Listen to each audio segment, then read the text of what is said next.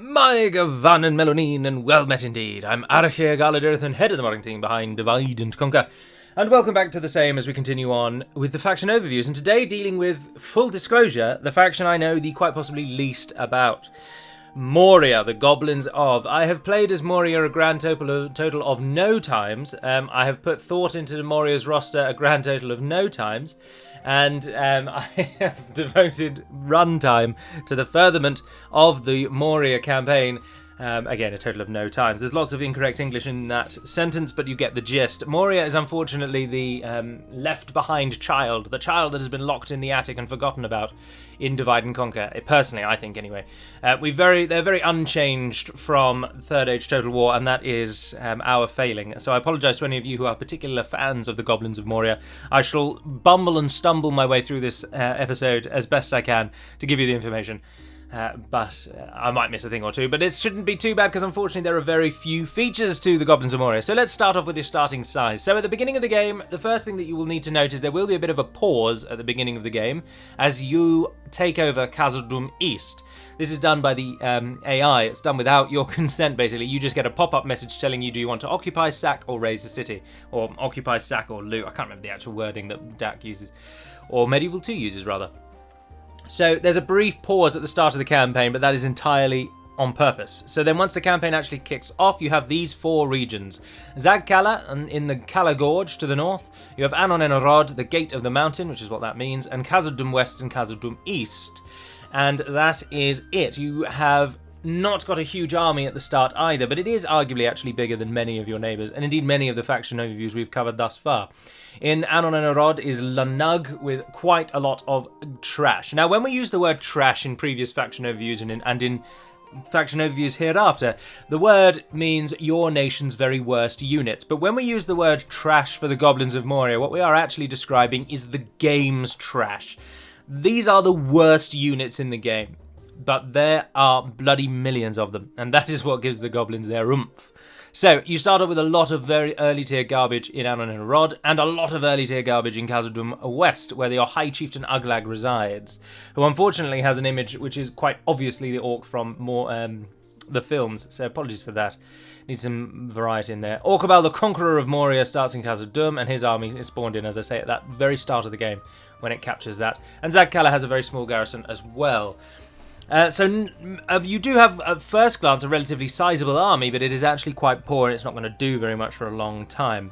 Looking at your generals then, a High Chieftain Uglak, your faction leader, he comes with Mountain Uruks, a very good two-handed sword unit. Very deadly, very powerful. He's a useful unit, particularly at the start of the game. And he has a battle model, or a campaign model, sorry, that is unique to whoever is your faction leader. So that is the Moria faction leader. If we pull Lanug out over here, that is the Moria General, and then that is a Moria Captain. So the Captain and the General look very similar, and you will note, if I can get the camera lined up, there we are, that they are essentially based on the goblins from the film The Fellowship of the Ring. That's where they take their inspiration. So that's High Chieftain Uglag. If we turn to Lanug, Lanug comes with Mountain Orc Hunters, a very good, very cost-effective rather, possibly the most cost-effective actually, of all the strike infantry and shock infantry, because they're very good attack. Lots of different features and bonuses over here, and you'll note their upkeep is only 215, so very cheap indeed. So he's a very aggressive general, but it does mean he can accidentally get killed quite a lot. Orcabal is just a generic general with goblin bodyguards, which we shall see later on in the second half of the video. And away in Zag-Kala, where your faction heir resides, Chieftain Agorolg, he has Warg riders. So a cavalry general, which is useful, but note they're only Warg riders, so they're not going to be getting hundreds and hundreds of kills, but they'll do all right. Moria does not have a family tree. You are Teutonic, so your faction heir and your faction leader are just chosen by who is your best general at the time that the previous one died. In the long campaign, which is what we are currently playing, your victory conditions are very similar to Enedwaith. You're almost like an evil Enedwaith, in that you need to hold your capital and just conquer 40 regions. It does not matter who or where you conquer them from, and that is primarily because you are pretty much slap bang in the middle of the map. I'm sure if you were to factor in the actual extremes of all of the map and whatnot, the middle is actually somewhere about Rohan, but would be my guess. But if you take away the unused land to the north and the south, then Moria has a contendership for being very central. So you can go basically anywhere in order to obtain your victory conditions. So feel free to roam around. Turning to where you're going to expand then, well, of course, you're going to snap up Brunost and Osdinedil from the south and the north, the other way around respectively, because those are just obviously free cities for you to take. Ideally, you do want to try and get an army up to take Goblin Town, but note that when you play as Moria, Goblin Town is held by a large contingent of goblins that are not affiliated with you, and you have to crush them and take their lands. You can also head over here and take Arui, the northern border of Lothlorien, but then that might bring you a little too close to them, although do note you already border them anyway, which leads us lovely onto who is next to and near you. But no, it doesn't lead us onto that, because first of all, custom battle maps. Of course, both Khazad-dûms are custom. The eastern one has the Bridge of Khazad-dûm, and the western one has the Doors of Durin. Enun Durin. And the battle maps are different, so you get two unique ones there. Also, Ostinedil, which starts the game as a village, is also unique and looks very similar to how it looks on the campaign strategy map, so that's an interesting fight as well. Once you upgrade it, though, will of course lose its unique status. Anon Enarod also starts as unique. I'm not sure, though, if that is actually just the goblin castles moving forward, or if that's just Anon Enarod. I can't quite remember, I'm afraid, but it looks very similar to the campaign strategy map there. I think that might be the Goblin Castle, but I can't quite recall. Zagkala, of course, is also custom. Imladris is custom. Goblin Town. You're in the heart of custom settlements. Darbad is not yet. Isengard away to the south. Lothlorien, Dol Guldur, Bjorn's Halls. Customs all over the place.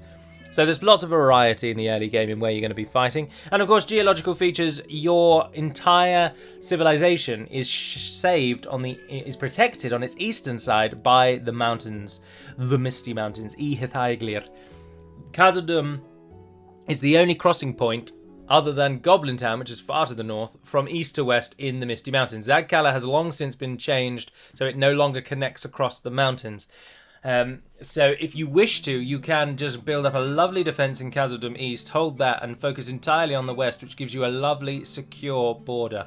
But that may not be what you want to do, that may not be how you wish to play, and so you probably will spread out more like a plague, centering on Khazad-dûm. Apologies if you can hear the cat meowing, she drives us up the wall. But we love her very dearly. Right, so then neighbours and diplomacy. Lothlorien, as I say, is away to your east. If we look at who you start at war with, it is the Northern Dunedain, the Dwarves of Khazad-dûm, and High Elves, but not Lothlorien. You are allied to Gundabad and you are allied to Angmar, and that is it. Note, quite importantly, you are not allied to the two most powerful evil nations, which are both Mordor and Isengard. So you do have the potential, if you wish, to overrule and rise up against the very being who is actually sustaining your armies at the moment. Because it is notable that Sauron did not actually really have sway in the mountains, and he had sent some Uruks from Mordor to try and corral the goblins into fighting more for him, but they were very much a vassal, and a loose one at that. And that's reflected by you not being dictated by Mordor. You're not allied to them, and you'll note the victory conditions don't force you to play as an evil nation if you don't want to. You're likely to because of everyone that you started at war with, but they don't force you. Dunland, of course, share a border with you as well, down on your southwest, and it is up to you whether or not you wish to remove them, ally with them, or just trade and call it a day. But other than that, the Anduin is the only other unknown, because you don't start at war with the Anduin, and they're away here on your northeast as soon as you head out. But do note you do start bordering them, because the Eastern Peaks is such a huge region, and that's the eastern version of Moria, of course. So bordered with Anduin, who are likely to attack. Bordered with Dunland, who could go either way. They don't particularly like you, but you do both share the same culture, so they have that in common with you. You are, of course, a followers of Melkor faction, or Melkor's Shadow as it's now called, and they are the same. So you like each other a bit, but I believe they are set to not actually like you all that much. Turning to economy and buildings then, where you're an orc nation, so you're not going to do fantastically economically speaking, because you don't get the top tiers of castles. So castles are a little less important to you, a little less useful to you, but you do get the top tier of towns, so you can get all the things up in the marketplace right to the top, but you don't actually have very many standout buildings at all, to be honest. But do know you get an advanced blacksmith, and I believe you can actually even get the advanced blacksmith, yes, in Khazad-dûm. It's one of the locations you can get it. So you can start pumping out better armoured troops, courtesy of the dwarves who once ruled this place. In terms of guilds, you've not really got any outside of the fighter's pit, I'm afraid. So, and all that one does is give the melee weapon bonus at the end, although notice it says 2, but that doesn't actually have any effect. It will only be 1. Because you can't give more than a 1 melee bonus because they botched the code somewhere in the Medieval 2 coding and no one ever came back to fix it. And it then gives you obviously the other orc trash units, but you're covered for orc trash, so don't worry about training those. You get town health, like everybody gets town health, and do remember to use that to get your generals to heal more of your units after battles.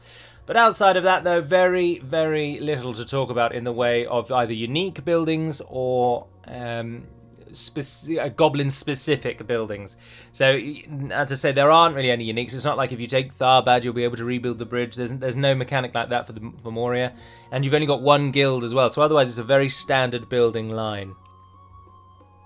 Your diplomat comes from Khazad-dûm, and or is it Khazad-dûm? It's this one over here, isn't it? The Chamber of Marzabal is where your diplomat comes from. The next nearest place will be Bjorn's Halls, Karas Galadon, or Fenestruin, or Imladris. No, it's not Fenestruin, is it? It's Ostsul, I think. Or it might be... Oh, it doesn't matter. It's a diplomat. You get one from Khazad-dûm East, and then certainly Karas Galadon and Dol Guldur, but outside of that, I'm not entirely certain in terms of the Dunedain. I think it might actually be Fornos, but it matters not. You don't get any ships because you're an orc nation, and they specifically hate ships, but you can get mercenaries. So everyone gets a mercenary ship, but you won't get any dedicated ships from your ports. And I've already mentioned you do get the advanced blacksmith in all the places. Pretty much every major settlement in the game, you'll get an advanced blacksmith because you are quite possibly the worst blacksmithing peoples. And so putting other people to use forging your armor is going to help you massively because your own armor is garbage. I've just noticed something I should have mentioned is that you do start with a gentleman in a fort over here, but he doesn't have a unique bodyguard, so there's nothing other than the terrifying portrait. He's just another little army that you get in a dwarven fort over there, set up ready to go for Rost in Eril. Turning to gameplay events then, the only gameplay event really is the coming of Balin and his expedition, who is currently here. On his way. I can't quite recall the turn numbers, I'm afraid, but you get warnings. But on the goblin side of it, the key thing to note is, number 1, you never get the Balrog. At no point is the Balrog ever available for the Goblins of Moria. Now that is likely to change in future versions so that people can actually play with the Balrog, because I'm sure people would like to. But at the moment, you don't get the Balrog. It doesn't factor into the script in any way. The script is very, very simple. At a certain point, you'll get a warning that Balin and his company are coming. And then at a certain point, Balin and his company will attack. And you get the opportunity to kill them, or you'll lose and they'll take over Khazad-dûm East. And that's it. The script then ends. There's no extra fluff around it. There's nothing else about it. It is just a scripted attack on Khazad-dûm East by Balin and company. Now, the army that attacks you is very powerful, and it is likely to take the city. You will need to prepare once you get the warning message that they are coming, because they will come, and they come with oomph. But once that is done, once they are either dead or they've won, that's the end, no more. Do note, however, that Khazad-dûm are a horde faction, which many people obviously know, which is why there are 2 Khazad-dûm armies standing over there, because at the start of the game, you are scripted to capture Khazad-dûm East, I've already mentioned, which allows Khazad-dûm to then die. So they go horde, which means that an army is created from their last settlement. In this case, there are 2 armies, and they have a certain number of units, but that is something we don't control. The game decides how many armies are created and how many units they have. So that will be random for everyone. It will never be the same for everyone. But the actual Khazad-dûm attack, there is a scripted one. But that's not to say that they might try and capture Arui, or they might try and come at you even earlier than the attack. But I think it happens very early. I'm sure it's around sort of turn 20 or 30 or something like that. It's an earlier script. But the key point, as I say, and I shall mention again, is that you don't get the Balrog. You'll have to wait for future versions, or you have to just edit him into the game yourself, or rather add him somehow in the campaign in order to get the Balrog. So that's Moria, and this is the point that will cause loads of contention, because to be completely frank, I have no idea how hard or easy the Moria campaign is. I haven't seen anybody in all my time in DAC really mention that this campaign is particularly difficult, which leads me to believe that it is not, therefore, difficult. I've seen plenty of people say that the Northern Dunedain and Angmar and Dol Amroth are hard, but I've never really seen anybody mention that the Goblins of Moria are hard. And so my gut instinct, and based purely on a hypothetical difficulty setting, because as I say, I have never played as this faction. There are simply too many factions for me to play as in what is essentially my hobby. I just can't devote that much time to it. I stick with the ones that I enjoy. So, for Moria, I would happily give them a 1, to be honest. My thinking is thus: Lothlorien are not particularly aggressive, and you don't actually start at war with them. They are more likely to focus on Dol Guldur, who, given that you will possibly go to war with Anduin, will certainly be able to deal with any threat of Lothlorien, so that enemy is contained. Khazad-dûm doesn't really present a threat provided you prepare for the attack that comes, and even if it succeeds, they'll still just sit in Khazad-dûm for days and days and days. They barely move out of it. There's no real threat from them. Turning to the western side, Angmar is a very powerful force, and they will be able to do a lot of damage to the Northern Dunedain, which will allow you to either sweep in as a tide unlooked for, or will allow you to simply ignore the Northern Dunedain and focus maybe perhaps on Dunland or Bree. Of course, Dunland might attack you, but the chances are they won't. And Bree is simply too far away, so even though Bree would love to attack you and they certainly hate you, they are unlikely to, because they'll be dealing with Dunland or Enadwaith for almost the entire campaign. So your enemies are distracted on all fronts. The only possible chance that you might have difficulty in version... well, not really in 4.5, because Imladris in the High Elves in 4.5 sometimes are still a little passive. But the High Elves are the only real threat. Angmar does not normally attack the High Elves. They don't want to stoke the ire of 3, possibly 4 enemies. They try and keep it down to 2 or 1 enemy at best. So whilst the High Elves do start at war with Angmar and you, they are more likely, I would have thought, to focus on you because of your proximity. Angmar are also less likely to focus on them because they will be trying to take out the Dwarves and the Dunedain.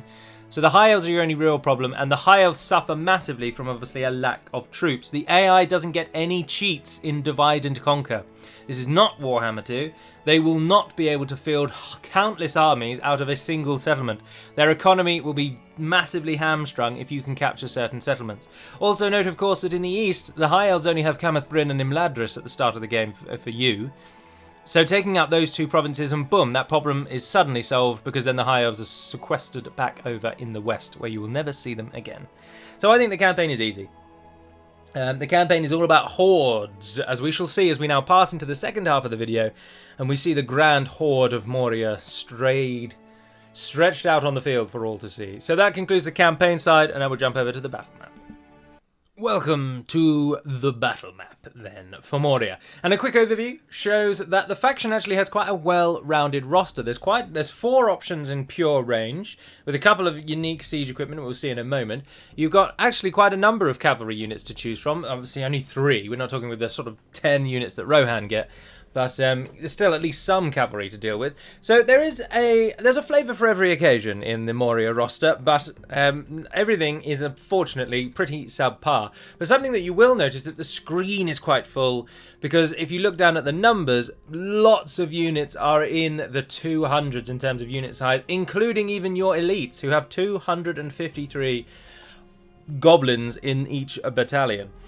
So it's a very jam-packed roster in terms of the number of forces or number of people that will actually fight. And it's actually quite a full roster as well. So at the start, when I say Moria hasn't been given much attention, arguably that's because Moria doesn't really need any attention other than a few unique scripts possibly, or at least just unique gameplay events.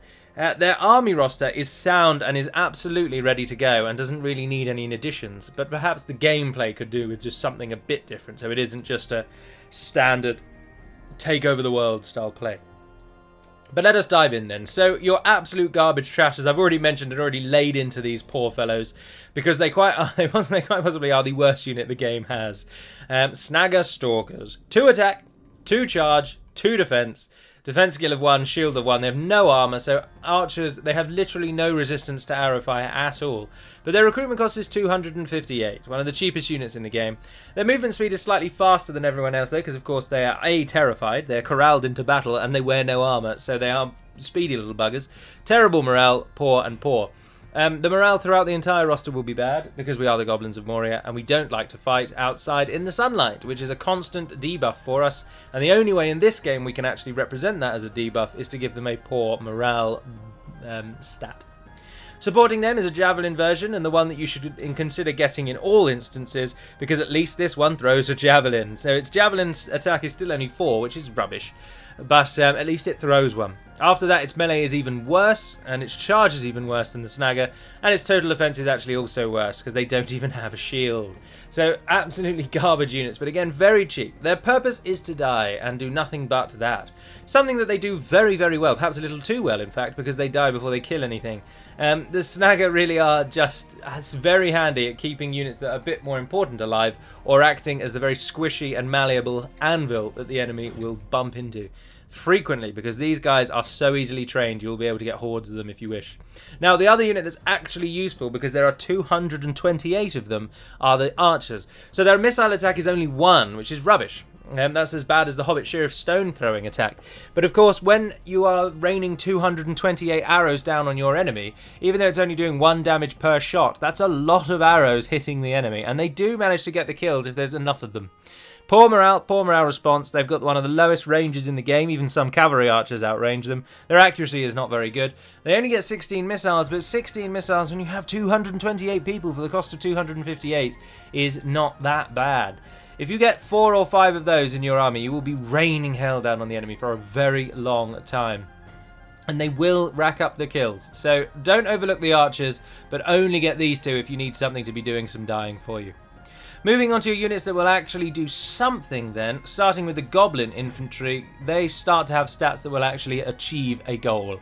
A defense of 7, which is a lot better than the shield of 2, an attack of 4 and a charge of 2. So poor charge again, they were not a nation of chargers, but the attack's starting to at least get into a value that might kill something, and the defense is where they really shine over the snagger. They will actually survive. But again, poor morale response, and now that we're weighted down and we're not being forced into battle with a whip at our back, we aren't as fast, so a bit slower there. Note that the goblins like fighting in the forests and they like fighting in the winter, but they dislike fighting in barren regions, and they're not very keen on fighting in the open plains, because of course they are used to living in tunnels. Supporting them are the Goblin Band, a spear equivalent of the infantry, so as you would expect, a lower attack and a higher defense. Still very cheap units though. The Goblin Infantry will be about the same, but they're a merc, so it doesn't show. But the Goblin Band, 450 for an 8 defense, that's not bad at all. Again, note this is the maximum unit size for this battalion, so you get a lot of people in all of your armies. Same stats there, otherwise they're just early tier spearmen. But then also, as I say, you get the Mountain Orc Hunters here from the first half of the video. One of your generals has these as his bodyguard. Mountain Orc Hunters are fantastically cost efficient. At a recruitment cost of 580, their attack stats are fantastic. They are let down, however, by having no armor or shield. So arrow fire will just rinse them. Like even the snagger archers would kill these guys with no trouble because they have no defense to arrow fire at all. But they can hide anywhere, which is fantastic. They are effective against armor, as you'd expect. They frighten the enemy as well. They're a very good early tier unit, and they are one of the real standouts in the Goblin roster. Of course, if they came later on in the game, they'd be garbage, but because they come so early on, they are really, really handy. But do note they have to come from a mountain region, so you can't get them everywhere. You've got to get a mountainous region, which from most of your starting regions is all of them, but as you begin to expand out, you may not get them as readily. Their speed is also higher again. These are the berserkers of your roster, so you'd expect them to be a bit nippy as they gallop off to their deaths. But they'll take a few people down before they go. Their morale is actually good and not poor, which is nice, and their morale response is as best as it can be. So they'll deal with shocks well, but they don't have very much morale to begin with. Supporting you in the archer front are the Goblin Archers. So Goblin Archers have 50 less, or 28 less people in the battalion, but their missile attack is now doubled. So even though they have 20 less people, they're doing double the damage, so they are far better than the Snagger Archers. The Snagger costs 258 and these only cost 410, so where possible, always get the Goblins instead of the Snagger, because you still get the benefit of having 200 people in the battalion. but this time they actually do some damage. Their range is also slightly better at 140, same missiles, and they're only low on the accuracy, not very low. Otherwise, though, poor stats again, and slow speed. Now, the first Warg units come in here, and they give you a bit of assistance. The Goblins are blessed with 3 Warg units.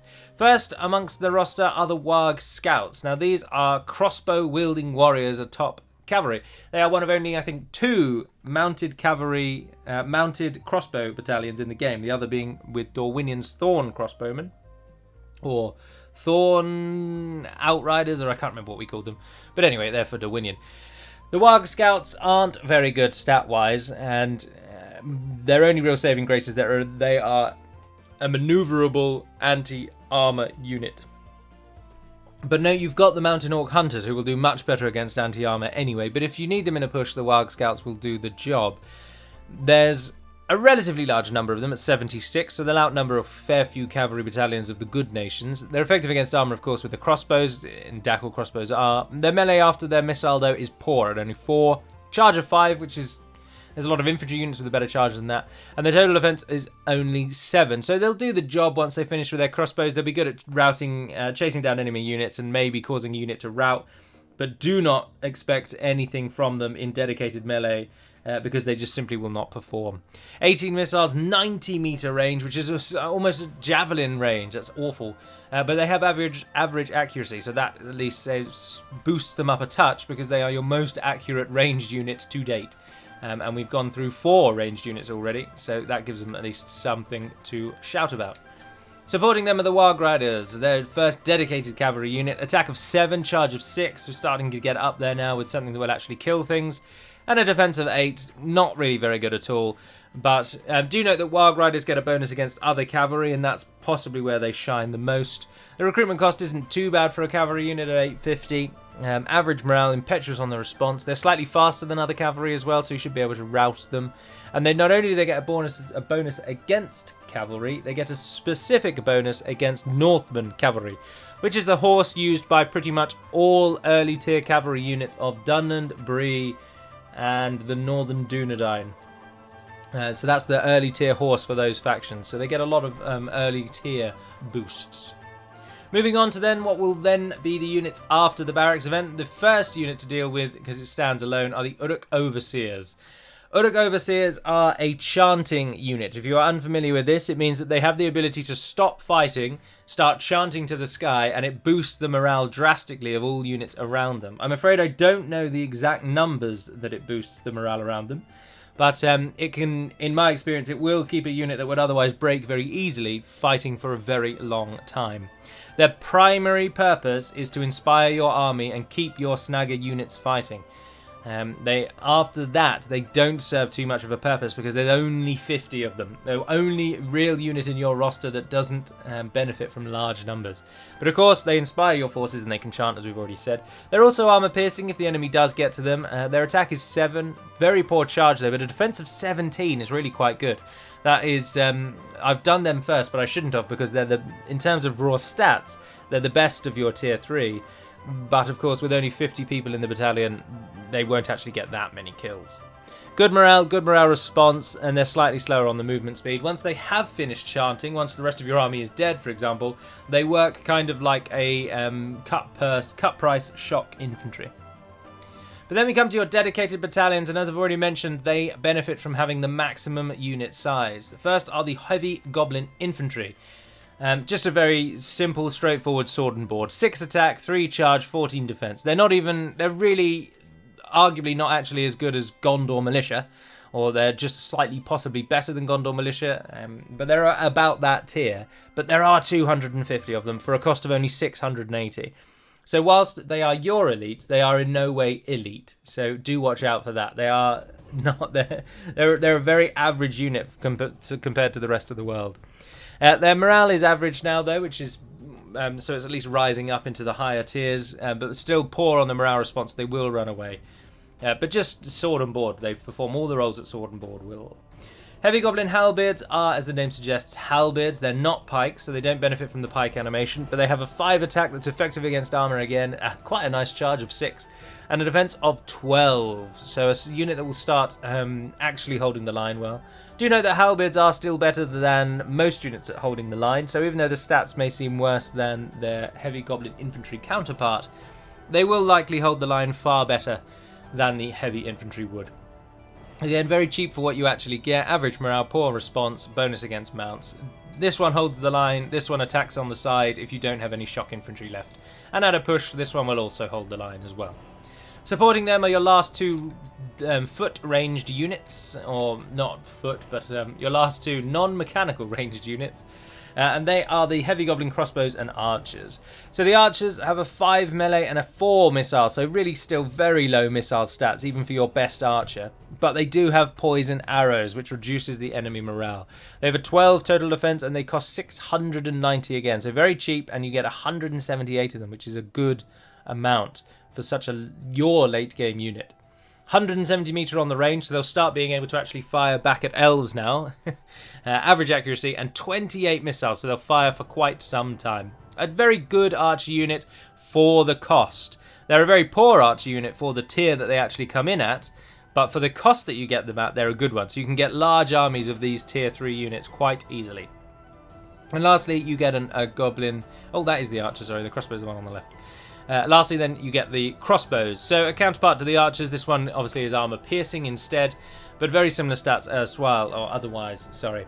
5 melee on the archers with a 12 defense, and the crossbows have a 4 melee with an 11 defense. So slightly worse in terms of their defensive stats, but they have a much higher missile attack, and it's effective against armor. Your crossbows are still not fantastic. You're not as good as the crossbows of the dwarves, for example, as you wouldn't expect to be, but also you're not actually as good as the crossbows of just some other nations. You are good at creating evil things, but not necessarily good at creating good evil things. And so your crossbows aren't particularly fantastic, so watch out for that. But again, relatively cheap for the tier that they come in at. Then we come to your actual dedicated elites. And again, this is the bodyguard of your faction leader, and they are the Mountain Uruks. Two-handed late-game shock infantry that actually will start to do something. A 12 attack with a 6 charge and a 20 defense means that they'll hit the enemy hard, they frighten the enemy they run into, and they will survive long enough to actually kill some of the enemy as well. Now their cost is now creeping up into the thousands, so they're the first unit that's really actually going to cost a lot. They require a mountain region again. They're almost like a direct upgrade of the Mountain Orc Hunters, except they aren't armor piercing. But they do frighten them, so there is that. Their morale is now very good, their morale response is impetuous, and they do get a bonus again against that Northman horse, so they'll kill early tier enemy cavalry quite easily. But they are supported by one of your best units, and a unit that many people do shout about when they play as Moria, and those are Azog's Defilers. Previously called Bolg's Champions, but that didn't really make sense, as Bolg had very little to do with Moria, whereas Azog was the actual king of Moria when he was killed here. Long before the events of The Hobbit ruined the story. They are a fantastic heavy cavalry Warg unit, denoted by the armour that you get on the Warg. Thank you for Reforged for that model. I'm sure it came from Reforged. Their attack is 13, their charge is 14. That's really, really good. They are going to do a lot of damage in that initial hit. An awful lot of damage. They scare horses because they are, of course, camels, and their defense is 18, so they will survive in the battle for a long time as well. Note they don't have a secondary attack though, so once they charge in with their spear, that's just their attack. It stays that high. It's fantastic. But they are slightly slower than other cavalry, so you might not be able to catch as much other cavalry if you're trying to run the enemy down. They do cost 1,200 though, but there's a reason, because they are really one of the best. And if memory serves, I think they actually made it into the top 10 cavalry list. I'm fairly convinced they did, because that high charge and attack is really, really good. They are so good on that initial charge. They will get a lot of kills. But like all cavalry, they suffer in prolonged melee because they have giant hitboxes and they are easy to hit. So you also get trolls. I think we've covered trolls in... well, certainly we did the snow trolls for Gundabad. I can't remember who else we've done trolls for. But trolls, of course, key things to note, they're infantry. They're infantry because of the way that the game works. It's the best way to implement them, so don't ask why are they infantry and don't ask for them to be cavalry, because it simply doesn't work. So they are infantry. So pikes and spears have no benefit against them. That being said, they have large hitboxes, so anything that does a lot of damage in a wider area will do well. Kill trolls with javelins, siege crews, anti-armor, siege machines, sorry, anti-armor or bows, and all of those things will bring down the trolls very easily. Their attack is really high, their charge is high, their defense is high, and they have 5 hit points as well. In melee, they take a very long time to die, and they take a lot of things with them. But a skilled general, or really just anyone who's played this game, will know that you can kill trolls very easily if you focus fire them with range, or you send in armor piercing. Also, cavalry does very well against trolls, actually, because they get such a high charge bonus, so it gives them a lot of instant damage to the trolls. So cavalry does well as well.